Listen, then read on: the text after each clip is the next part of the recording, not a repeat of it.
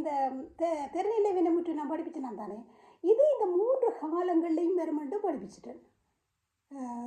நிகழ்காலம், இறந்த காலம், எதிர்காலம். அதிலையும் ஒவ்வொன்றிலையும் தன்மை, முன்னிலை, படக்க, அதாவது first person, second person, third person, நான், அவன், அவள், என்ன.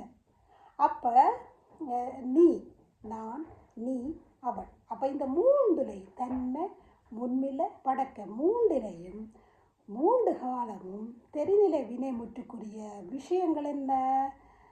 செய்பவன், செயல், கருவி, செய்பொருள், காலம் என்று சொல்லி 6 இருக்குத்தானே. அந்த விஷயங்கள் அத்தனையும் இந்த 3